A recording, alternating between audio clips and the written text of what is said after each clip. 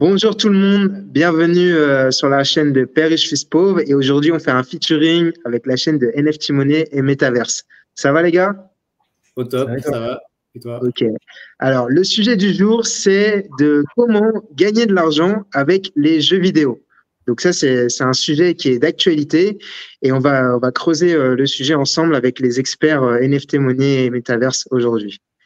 Donc, très simplement, aujourd'hui, pour gagner de l'argent avec des jeux vidéo, il y a plusieurs moyens. Il y a être testeur, être joueur pro dans des compétitions e-sport, faire du stream, être blogueur. Mais il s'avère qu'avec la tendance aujourd'hui de la crypto, il y a beaucoup de possibilités.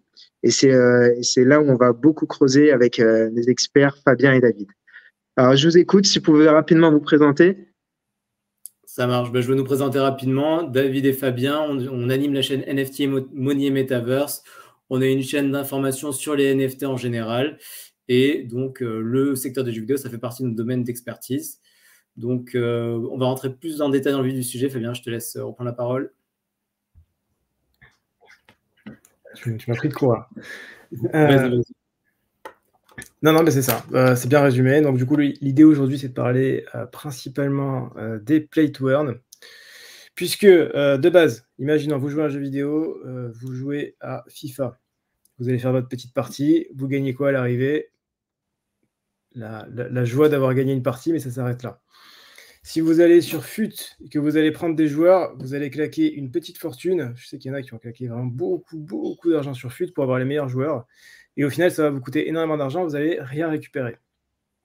Il y a quelques années déjà maintenant, il y a 2-3 ans, il y a Sorare qui est sorti, qui est le concept de vous aimez le foot, vous voulez jouer avec, enfin vous voulez parier avec des joueurs de foot. Cette fois-ci, plutôt que de se dire j'ai envie de jouer, j'ai envie de m'amuser, vous pouvez jouer et vous amuser et gagner de l'argent. Donc c'est vraiment un concept qui permet de jouer à des jeux vidéo et de gagner de l'argent en même temps, c'est ça? Grâce à la technologie NFT, c'est bien ça. Ouais, c'est ça. Alors, Sorare, en plus, le gros avantage de Sorare par rapport aux autres jeux, et encore que les autres jeux maintenant commencent à s'adapter, mais le gros avantage, c'est que vous n'avez même pas besoin de comprendre qu'est-ce que c'est un NFT, comment ça fonctionne, comment acheter des NFT. Vous n'avez pas à gérer tout ça, puisque vous achetez en euros avec votre carte bleue, vous revendez en euros.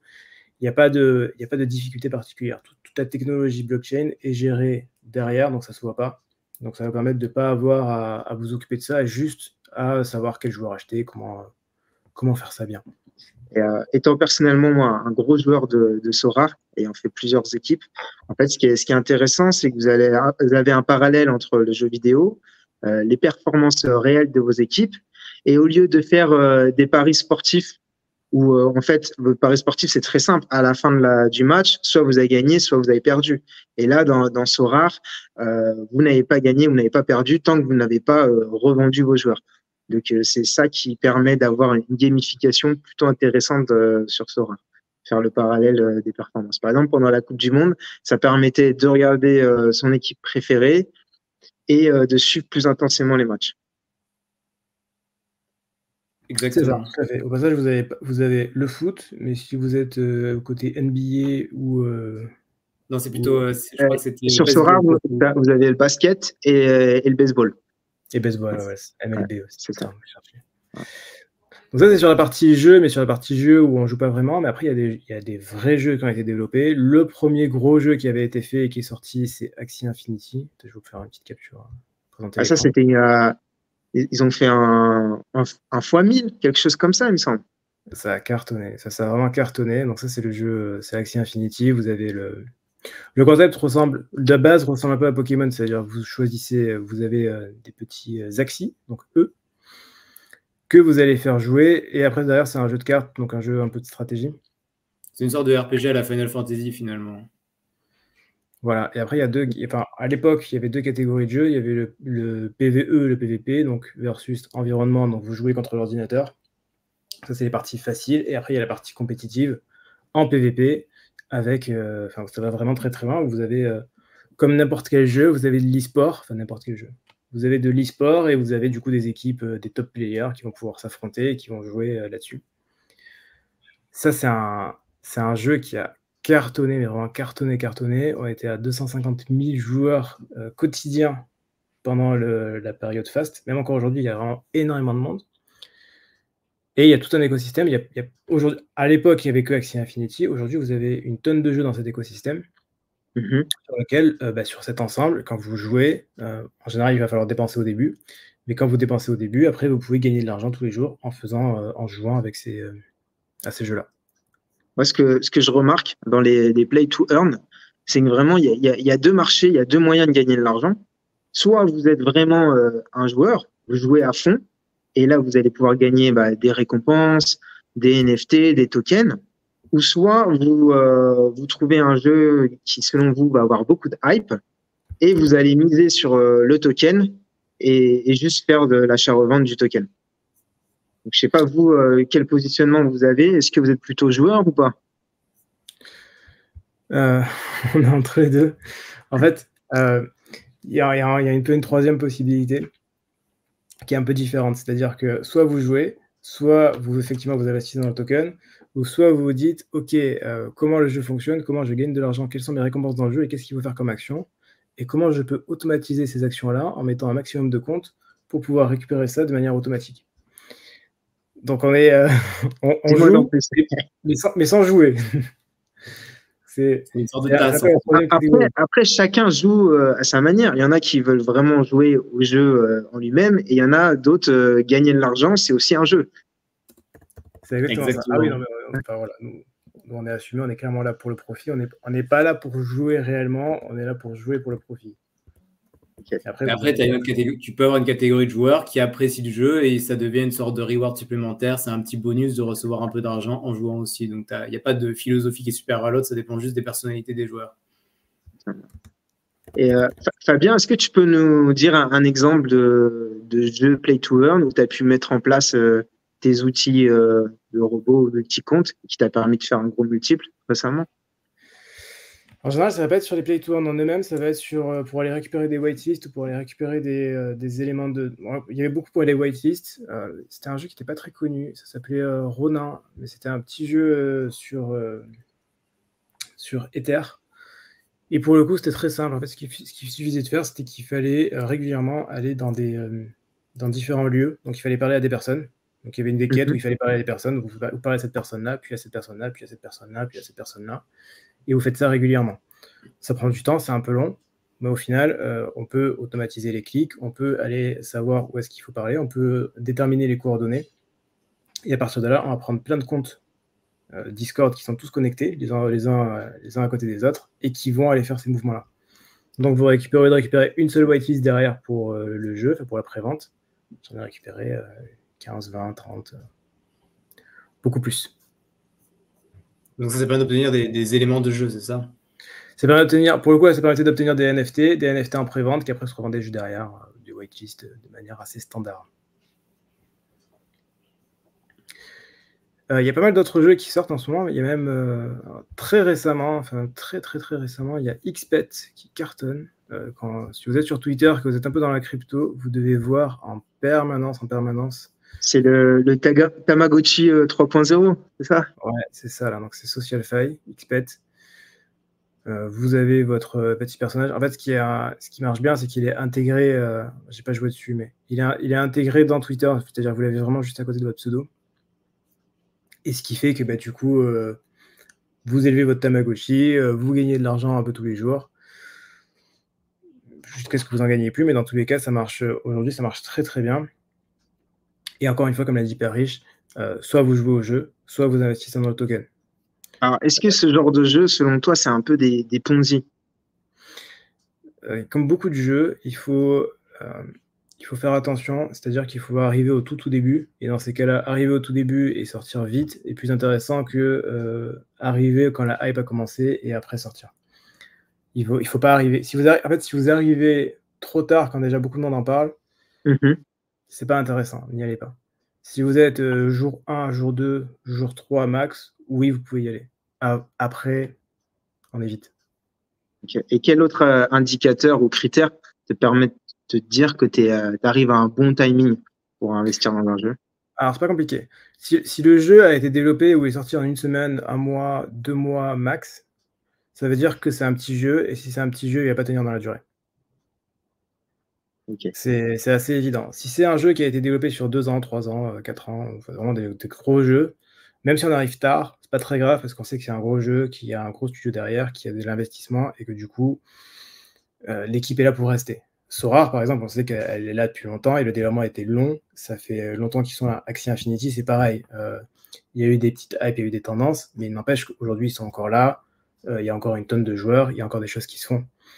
Donc, prochainement, il va y avoir Overside des Bored Ape, le metaverse jeu des Bored Ape Yacht Club. Ça fait plus de 2 ans qu'ils développent leur jeu. Bah, c'est pas grave, on sait qu'ils sont là pour rester. Donc, quand vous êtes sur des très gros jeux, pas très grave. Vous n'avez pas le meilleur timing, c'est pas très grave. Quand vous êtes sur des petits jeux, des petits trucs, XPED pour le coup, c'est vraiment petit, c'est sorti il n'y a pas longtemps. Là, clairement, soit vous êtes rentré au début, soit si vous avez raté les 3 premiers jours, c'est un peu tard. Moi, je te rejoins sur ce point. C'est vraiment, on peut, dans le monde du jeu vidéo, on peut vérifier le sérieux d'un projet à son ancienneté. À une demi-mesure, on peut prendre le projet iOS, par exemple. Donc, iOS, c'est pas un jeu vidéo en lui-même, c'est son but, ça va être d'être une plateforme pour vendre des futurs jeux vidéo ou revendre les futurs NFT que vous allez pouvoir générer au sein de ces jeux vidéo. Comment dire, Ultra iOS, ça a plus de 5-6 ans, je crois, ça a été lancé en 2018. Donc, pour être un concurrent du iOS, aujourd'hui, il faudra avoir son ancienneté, ce qui est hyper compliqué. Donc, c'est là où on peut vérifier le sérieux d'un projet. Et arriver également à faire des gros partenariats. Donc, par exemple, Ultra iOS, ils sont en partenariat avec Ubisoft, avec AMD, l'un des plus gros constructeurs de composants informatiques. Donc, c'est comme ça que vous pouvez vérifier le sérieux d'un projet également. C'est ça. Je suis en train de partager iOS. On voit qu'il y a quand même des très gros partenariats qui sont là depuis un moment. Et du coup, vous avez un projet sérieux. En fait, c'est pas grave d'aller sur des projets qui sont pas sérieux tant que vous y allez au tout début et que vous sortez vite. Yes. Par contre, n'allez pas FOMO sur XPED une semaine après que ce soit sorti et que les gens se sont dit ouais, j'ai fait des montants énormes. Tant pis. C'est pas grave, il y aura d'autres jeux, il y aura d'autres petits jeux, il y en a tout le temps. C'est un peu comme ceux qui ont FOMO Step In GMT l'année dernière et qui se retrouvent à continuer de courir pour des centimes alors que ceux qui étaient en premier, ils gagnaient des milliers d'euros au début. C'est exactement ça, c'était un nouveau concept, mais c'était assez jeune. Et forcément, quand c'est jeune, ils n'ont pas le temps de maturer, ils n'ont pas le temps de vraiment trouver leur business model. Donc pas très grave, ça reste compliqué. Donc dans tous les cas, soit vous allez au tout début, soit vous allez rater, c'est pas grave, vous irez sur le suivant. De toute façon, j'ai envie d'ajouter un point, c'est qu'au final, il y en a quand même énormément qui sortent et ça se renouvelle souvent. Donc c'est pas comme si c'était la fin d'un jeu ne signifie pas la fin de la tendance en général. Globalement, il y aura de plus en plus de jeux, il y aura de plus en plus de NFT. Il y a un truc aussi dont personne ne parle, qui m'hallucine un peu. Je ne sais même plus quelle blockchain c'est, mais en tout cas, il y a les skins de Counter-Strike. C'est le seul cas de jeu qui est sur Steam sur lequel il y a des ventes en NFT. Donc sur Counter-Strike, il y a des skins d'armes qui se revendent, qui ont tout un marché. C'est monstrueux, le marché est monstrueux, ça fait plusieurs millions de dollars. Je crois que c'est même plus que les marchés des NFT sur Ether, donc c'est dire. Mm-hmm. Et là-dessus, c'est un marché extrêmement niché, puisqu'il n'y a que les gens qui jouent à Counter-Strike, mais il y a des ventes qui sont monstrueuses, et je sais que même pour le coup en Chine, c'est même considéré comme une valeur de réserve. Plutôt que de garder leur monnaie locale, parce qu'ils veulent des dollars, ils investissent dans les armes qui sont les plus chères pour pouvoir les revendre derrière $1. Incroyable. Donc il y a tout un univers là-dessus sur Counter-Strike qui est monstrueux. Counter-Strike, ils ont amorcé un peu la revente des skills qu'on pouvait avoir dans des jeux, où il y a d'autres jeux où on farme tout simplement son compte, on le revend. Mais c'est ça le but d'Ultra, en fait. Ils vont utiliser la technologie NFT pour permettre de démocratiser la revente de tous les skills qu'on va pouvoir gagner dans les jeux Play to Earn ou autres. Ouais, c'est ça, tout à fait. Ouais. Et je voulais ajouter un truc. Juste Counter-Strike, il y a qu'il y avait une très bonne vidéo là-dessus qui avait été faite sur YouTube où ça décrivait un peu les armes les plus chères qui avaient été vendues. Je ne me rappelle plus exactement. Je crois que c'est Combo qui a fait la vidéo. Oui, c'est ça. C'était un YouTuber, il avait fait une vidéo là-dessus et tu vois les montants qui sont investis et qui sont dépensés par les joueurs pour acheter telle arme super rare, ultra rare. Et c'est vrai que les montants sont délirants. Il y a un marché. Ah bah tiens, voilà. Regardez, voilà, je vais vous montrer. Voilà, tout ça se fait en crypto derrière. Et voilà, vous avez vraiment tout un marché. Counter-Strike sur des armes, c'est uniquement du cosmétique. Il y a pas de, vous n'avez pas d'avantage en jeu ou quoi que ce soit. C'est uniquement du cosmétique. Ok. Mais vous avez votre couteau en or ou votre AK en or. Du coup, c'est 3600 $, 4300 $. Donc, c'est vraiment des prix qui sont énormes. Et ça, c'est juste, vous jouez au jeu, vous avez un peu de chance, vous avez le bon skin, vous récupérez beaucoup d'argent. Donc qu'est-ce qui fait varier le cours de ces armes dans C'est le la jeu? rareté. La rareté uniquement. C'est toujours la rareté. Et l'offre et la demande. Ouais, la rareté et l'offre et la demande. Okay. Et là, tu vois, les montants, ils sont à 800, 900 $, mais ça monte beaucoup, beaucoup plus haut. Je pense que tu fais un tri par arme. Je sais pas si tu peux faire un tri, mais par prix. Mais tu peux mettre par rareté, peut-être. Ouais, mais c'est des raretés, je les connais pas. Ouais, faut être un peu expert. Mais à partir de 10 000 pour voir. Non. Donc, en quelque sorte, d'une manière générale, la puissance même de la crypto, c'est qu'avant, quand on jouait à des jeux vidéo, on gagnait des récompenses qui étaient un peu abstraites, qui restaient dans l'univers du jeu vidéo, qui n'avaient aucune utilité dans la vraie vie, qui ne vous permettaient pas de vivre, d'acheter à manger ou de vous loger. Aujourd'hui, grâce à la technologie de la crypto, c'est que vous allez pouvoir, dans vos jeux vidéo, gagner des tokens. Et grâce au marché financier de la crypto, ces tokens, vous pouvez les échanger contre des euros, des dollars, et du coup, vivre avec et vraiment gagner de l'argent grâce aux jeux vidéo. Donc, ça permet de simplifier cette transition monde virtuel et monde réel. J'aimerais ajouter même qu'au final, Axie Infinity, qui était un énorme jeu et qui était très, très, très populaire aux Philippines pour des raisons diverses, tu recevais de l'argent, les gains du jeu, c'était des SLP, et tu pouvais les dépenser dans la vie réelle aux Philippines. C'est-à-dire qu'il y a beaucoup d'endroits qui les acceptaient. Il me semble que tu pouvais payer le taxi avec. Donc, au final, les Philippins utilisaient l'argent des jeux vidéo pour payer leur vie quotidienne. Donc, ça avait vraiment, le gap avait vraiment été franchi à ce moment-là. Incroyable. Et ce qu'on peut voir, c'est que même le projet Axie Infinity, même si on vient de vivre une période de bear market ces 2 dernières années, ils ont continué de build et ces jeux-là sont hyper durs. C'est ça qui est bien, c'est que l'écosystème jeux vidéo, bear market ou pas, il continue de construire. iOS est un bon exemple. Ouais, c'est les deux gros écosystèmes, Axie avec Ronin dans le global et iOS. Ils sont là, ils restent là, ils continuent de faire des jeux, il y a de plus en plus de jeux, il y a des compétitions, il y a tout ce qu'il faut. C'est juste que c'est encore très tôt et on n'a pas encore l'habitude de se dire je vais gagner de l'argent avec les jeux vidéo, mais ça arrive de plus en plus. Et c'est clairement là pour aller de plus en plus loin dans ce milieu-là, quoi. Et tout ça est aidé par le milieu du stream qui prend de plus en plus d'ampleur. Donc les gens jouent, les meilleurs joueurs sont streamés, ils ont des viewers, et du coup, ça entretient un peu ce phénomène-là aussi. C'est vrai que tu as même des mecs comme Bryce Hunt aux États-Unis qui sont des streamers Twitch spécialisés dans les pay-to-earn. Donc ils jouent que ça toute la journée. Et puis maintenant, c'est devenu à la portée de tout le monde de faire ses premiers gains 10, 100, 1000 euros dans un jeu vidéo, alors qu'avant, c'était un marché très restreint que pour des joueurs professionnels.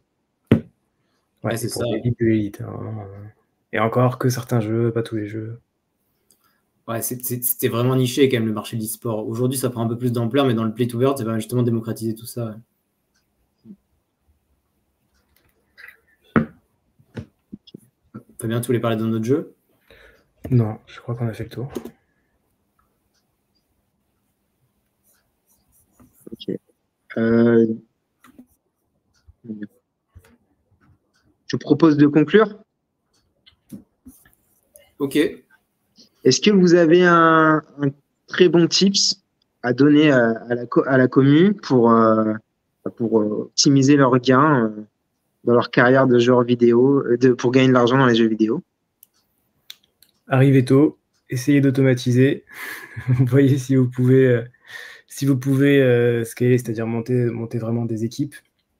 Ok. Essayez de travailler en guilde, comme on dit dans les jeux vidéo, c'est-à-dire travailler en équipe pour pouvoir vous donner des conseils, vous donner des tips. Et donc vraiment, c'est les 3 conseils. C'est arriver tôt, soyez en équipe et essayez d'automatiser. Et justement, tu as toi, tu as des outils, des services que tu mets en avant pour permettre des automatisations. Ouais, alors moi, je fais peu d'automatisation encore sur le gaming, même si ça va arriver, parce qu'il y en a de plus en plus. Pour le coup, pour l'instant, je suis beaucoup sur des automatisations sur des NFT, de la crypto en général. Des inscriptions aussi. Des inscriptions, beaucoup des inscriptions. Et je sais qu'il y a eu une vague des NFT inscriptions qui est arrivée avant. Donc, je suis beaucoup là-dedans. Tout ça, nous, ça se fait. On a un groupe Discord qui est privé là-dessus, qui se gère là-dedans. Et si vous voulez rejoindre tout ça, vous avez un petit lien, on mettra un petit lien, vous réservez un appel et puis David vous expliquera tout ça. Vous pouvez aussi suivre les vidéos qui sont sur lesquelles on publie tous les jours quasiment. La chaîne YouTube, NFT Money Metaverse. Exactement. Voilà. Donc c'était ça le but de cette interview, de faire un croisement entre des experts NFT et moi, Pierre Rich, qui parle de sujets business d'une manière générale sur Fun Radio ou sur Instagram avec les jeux des vidéos quotidiennes. Et de plus en plus... On peut te retrouver Alors, moi, principalement sur Instagram, j'ai plus de 70 000 followers et sur Fun Radio chaque semaine. Et je tends à partager de plus en plus de tutos sur la crypto de manière générale, niveau débutant à moyen avancé, sur YouTube. Ok, super. Parfait, on mettra les liens, les liens de tes réseaux dans la description. On a hâte de t'écouter sur Fun Radio. Dès ce soir. Ça marche. Et en tout cas, merci les gars pour l'invitation. C'était sympa de faire cette interview croisée. Et en tout cas, retenez bien le conseil de Fabien et David pour gagner de l'argent dans les jeux vidéo. Arrivez tôt, regardez l'ancienneté du projet, automatisez. Et comme dans les jeux vidéo, plus vous êtes en équipe, mieux vous allez performer. Exactement, pour scaler de manière plus massive. Super. Merci à vous. À très bientôt. Ciao, ciao. Merci, ciao.